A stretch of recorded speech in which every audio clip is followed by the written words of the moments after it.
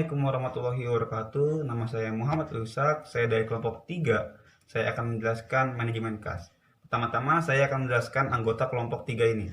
Pertama ada saya sendiri, Muhammad Abdul Isak, dan kedua ada Yonaya Salma, yang ketiga ada Andi Ganroneto, yang keempat ada Alia Suci, yang kelima ada Siti Humaya, keenam ada Suhari Lintang, dan ketujuh ada Sri Muryani.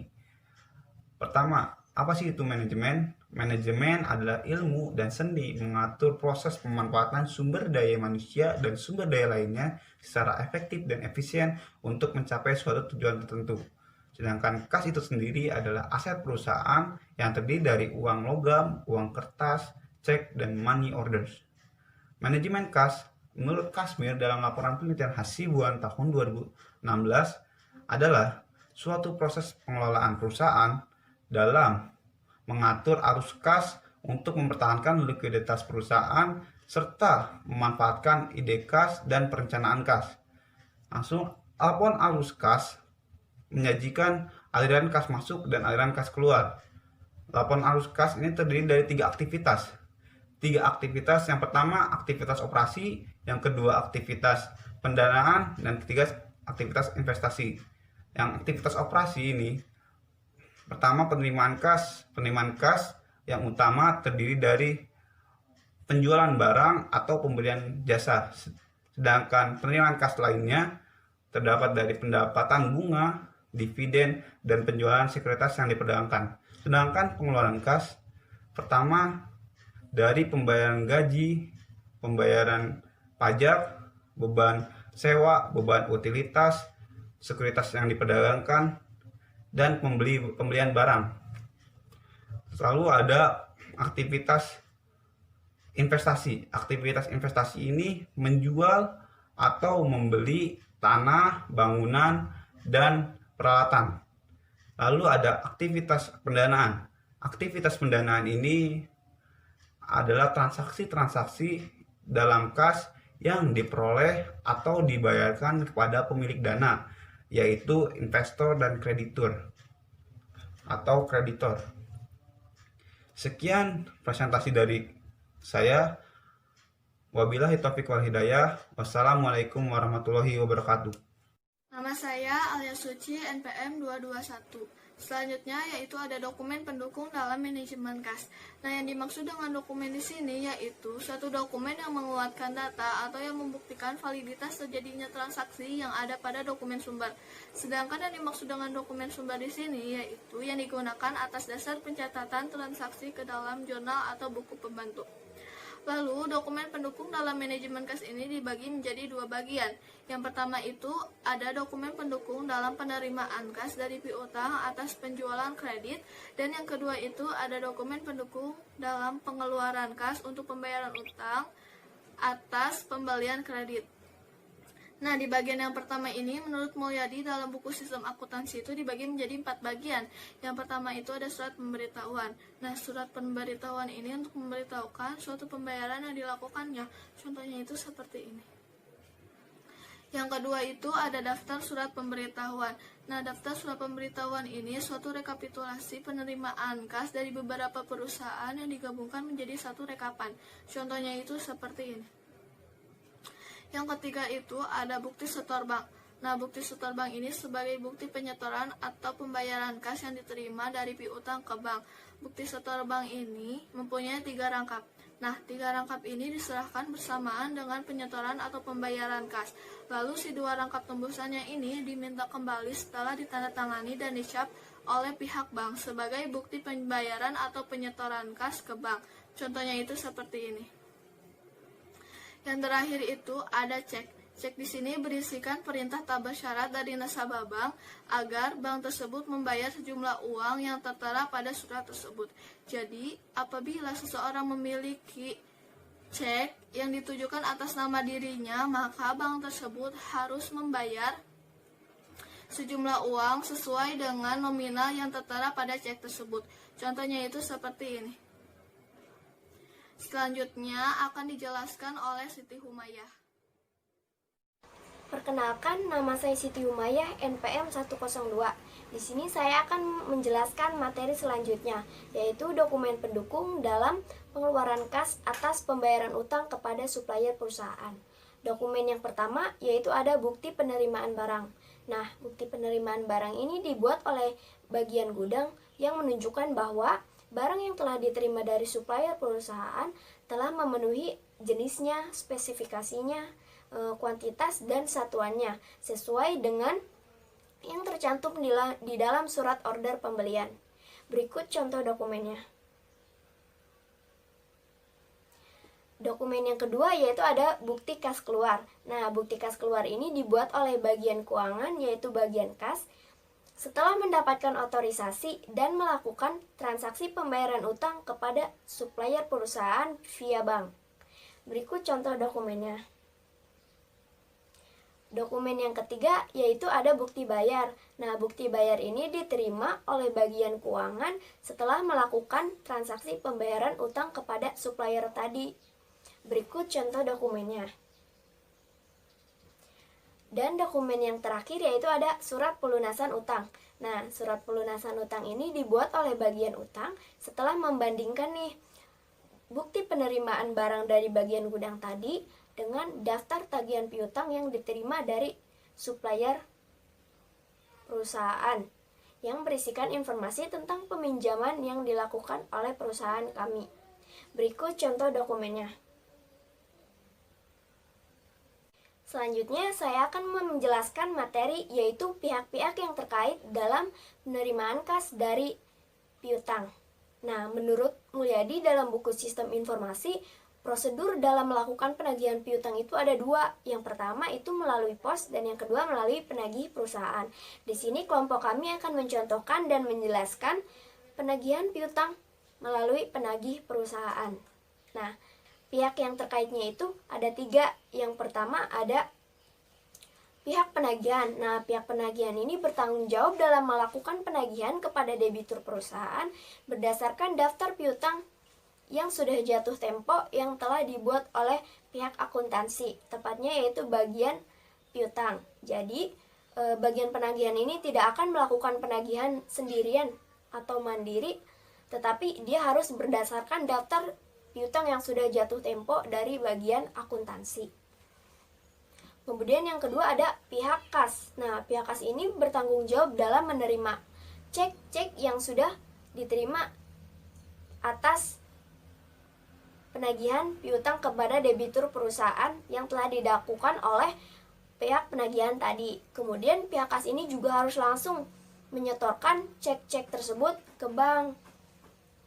Nah, pihak yang terakhir yaitu ada pihak akuntansi. Di sini kelompok kami membaginya menjadi dua bagian, yaitu ada bagian piutang dan bagian jurnal.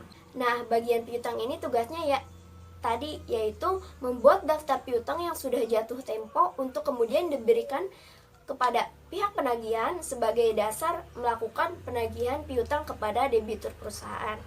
Yang kedua ada bagian jurnal. Bagian jurnal ini bertanggung jawab dalam melakukan pencatatan-pencatatan atas penerimaan kas dalam penagihan piutang. Sekian penjelasan materi dari saya. Materi selanjutnya akan dijelaskan oleh Sri Muryani. Perkenalkan, nama saya Sri Muryani, NPM 170. Di sini saya akan menjelaskan pihak yang terkait dalam pengeluaran kas untuk pembayaran utang atas pembelian kredit. Yang pertama ada pihak utang. Pihak utang tersebut pihak yang bertanggung jawab dalam menerima dokumen penerimaan barang dan surat penagihan piutang serta membuat surat pelunasan utang dengan membandingkan surat penagihan utang dengan laporan penerimaan barang tersebut. Lalu di sini yang kedua ada pihak keuangan. Pihak ini bertanggung jawab dalam memeriksa database utang perusahaan dan membandingkan dengan surat pelunasan utang lalu membayarkan si utang tersebut kepada si pihak via bank, mengumpulkan bukti bayar serta bukti keluar. Pihak yang ini bertanggung jawab membuat menyerahkan bukti bayar tersebut untuk ke supplier.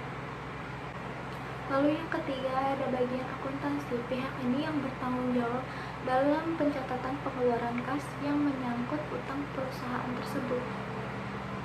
Yang keempat ada pimpinan. Pihak yang ini yang bertanggung jawab sebagai pemberi otorisasi pembayaran utang kepada si pihak keuangan dengan pertimbangan dari si surat pelunasan utang yang diberikan oleh si pihak utang tersebut. Lalu yang kelima ada pihak supplier. Pihak ini yang bertanggung jawab menjual barang bahan baku yang dibutuhkan oleh perusahaan lain untuk dijual atau diolah kembali menjadi sebuah produk jadi yang sudah siap jual. Selanjutnya akan dijelaskan oleh rekan saya, Anaya. Selanjutnya, saya akan menjelaskan tentang flowchart penerimaan kas dari piutang. Saya Yonaya, NPM 187. Untuk flowchart penerimaan kas dari piutang ini dimulai dari bagian piutangnya itu sendiri. Nah, si bagian piutang ini dia membuat daftar piutang yang ditagih dengan 2 rangkap. Untuk yang asli itu dikirim ke bagian penagihan. Kopi pertama dikirim ke bagian kasa dan kopi kedua diarsipkan permanen. Nah, yang asli itu kan dikirim ke bagian penagihan untuk dilakukan penagihan ke debitur. Nah, setelah dilakukan penagihan, si debitur ini dia akan memberikan cek dan surat pemberitahuan. Dengan cek dan surat pemberitahuan ini, bagian penagihan akan membuat daftar surat pemberitahuan rangkap 1. Nah, surat pemberitahuan yang tadi diterima dengan daftar surat pemberitahuan rangkap satunya itu dikirim ke bagian piutang untuk dibuat kartu piutang, lalu diarsipkan permanen oleh bagian piutang. Sedangkan untuk cek dan daftar surat pemberitahuan yang asli itu dikirim ke bagian kasa untuk dilakukan perbandingan oleh bagian kasa dengan daftar piutang ditagih yang tadi dikirim oleh bagian piutang. Nah, sedangkan untuk daftar piutang ditagih yang tadi dikirim oleh bagian piutang itu diarsipkan permanen. Nah, si bagian kasa ini kan melakukan perbandingan ya, perbandingan antara daftar piutang ditagih dengan daftar surat pemberitahuan dan cek. Setelah dilakukan perbandingan, bagian kasa ini dia akan membuat bukti setoran. Nah, si bukti setornya ini dengan daftar piutang ditagih sama daftar surat pemberitahuan tadi itu dikirim ke bagian jurnal untuk dibuat jurnal penerimaan kasnya, lalu diarsipkan permanen. Nah, sedangkan untuk ceknya dia akan setorkan ke bank. Nah, seperti itu. Lalu selanjutnya akan dijelaskan oleh rekan saya, Suari Lintang. Selanjutnya saya akan membahas tentang flowchart pembayaran utang. Nama saya Suari Lintang Tenan dari kelompok 3, NPM 154. Nah, pembayaran utang itu pertama kali dilakukan oleh sebagian supplier. Bagian supplier akan mencatat penagihan piutang pada perusahaan tersebut. Lalu, supplier akan membuat surat penagihan piutang. Lalu, surat penagihan piutang itu akan dikirimkan ke perusahaan bagian utang. Bagian utang akan menerima surat penagihan piutang dari supplier dan juga menerima database penerimaan barang dari bagian gudang. Bagian gudang pertama akan mengecek barang yang diterima dari supplier, lalu membuat database penerimaan barang. Selanjutnya, database tersebut akan dikirimkan ke bagian utang. Saat bagian utang telah menerima database penerimaan barang berikut dengan SPP atau surat penagihan piutang, bagian utang akan mencocokkan SPP dengan laporan penerimaan barang yang didapatkan dari database penerimaan barang. Setelah kedua hal tersebut cocok, SPP maupun laporan penerimaan barang, bagian utang akan melanjutkan membuat surat untuk pelunasan utang. Surat pelunasan utang berikut database utang akan dikirimkan kepada pimpinan.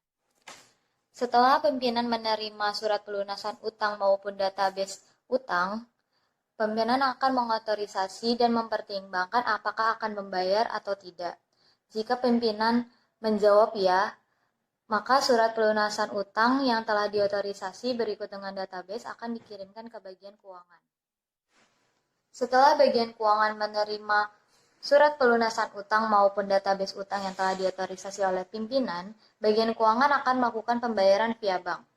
Pembayaran via bank telah dilaksanakan, lalu bagian keuangan akan menerima bukti bayar. Bukti bayar tersebut yang asli akan diserahkan kepada supplier atau penjual dan yang kopian akan disimpan sebagai arsip menurut waktu. Setelah transaksi telah dilakukan, bagian keuangan akan membuat bukti kas keluar. Bukti kas keluar tersebut lalu akan diserahkan ke bagian akuntansi. Selanjutnya, bagian akuntansi akan menginput transaksi tersebut, lalu dimasukkan ke dalam jurnal. Terima kasih. Ya, di sini saya akan menjelaskan mengenai pengendalian internal. Pengendalian internal sendiri menurut Soco ada 5. Yang pertama itu ada lingkungan pengendalian, yang kedua ada resiko penilaian, yang ketiga itu ada aktivitas pengendalian, yang keempat itu ada informasi dan komunikasi, yang kelima itu pemantauan pengendalian. Yang pertama, lingkungan pengendalian. Lingkungan pengendalian sendiri itu adalah kebijakan yang telah dirancang atau dibuat dan diimplementasikan di dalam sebuah perusahaan. Sebagai contoh, di dalam sebuah perusahaan atau entitas ada atau tidaknya kebijakan yang mengatur pembagian tugas atau wewenang. Misalnya pembagian tugas atau wewenang antara pihak akuntansi atau keuangan dengan pihak gudang. Yang kedua, ada resiko penilaian. Resiko penilaian itu adalah identifikasi entitas terhadap resiko yang relevan dalam mencapai tujuan. Sebagai contoh, jika perusahaan tidak melaksanakan kebijakan, maka perusahaan akan memiliki resiko yang cukup besar terhadap kecurangan pengadaan kas atau kepemilikan kas perusahaan, begitu juga dalam pengadaan barang perusahaan. Yang ketiga ada aktivitas pengendalian. Aktivitas pengendalian adalah tindakan atau sikap atas kebijakan yang telah dibuat dilaksanakan atau tidak. Sebagai contoh, apakah perusahaan tersebut melaksanakan kebijakan untuk pembagian tugas atau wewenang, yang pada dasarnya jika kebijakan tersebut tidak dilaksanakan atau diterapkan dapat menimbulkan yang namanya rangkap jabatan, yang mana orang tersebut dapat merasa adanya hak otorisasi yang cukup besar di dirinya, yang kemudian dapat menimbulkan sebuah kecurangan. Yang keempat ada informasi dan komunikasi. Nah, di informasi dan komunikasi ini itu pengidentifikasian informasi dalam suatu bentuk atau waktu yang memungkinkan orang melaksanakan tanggung jawabnya. Saya mengambil contoh itu tanda tangan. Nah, dengan tanda tangan kita bisa tahu di dalam dokumen yang kita terima, di dalam dokumen atau transaksi kas keluar atau masuk itu atas persetujuan pimpinan atau pemilik perusahaan atau tidak. Dan kita dapat mengetahui tingkat kevalidasian transaksi tersebut atau dokumen tersebut. Yang kelima ada pemantauan pengendalian. Pemantauan pengendalian ini lebih tepatnya kayak pengawasan. Nah, dalam pengawasan ini sebagai contoh saya ngambil itu bisa dengan teknologi yang ada, yaitu dengan pengadaan CCTV. Dengan adanya CCTV, kita dapat memantau semua kegiatan yang ada di dalam perusahaan. Begitu juga dengan pihak pimpinan yang dapat langsung turun dan terjun ke dalam perusahaan untuk memantau dan melihat karyawan-karyawan yang mungkin juga bisa kita melihat langsung mengenai kas-kas perusahaan yang ada. Jadi kita sebagai pemilik perusahaan benar-benar tahu di dalamnya seperti apa. Sekian pemaparan materi dari kami. Mohon maaf Apabila ada kesalahan, wassalamualaikum warahmatullahi wabarakatuh.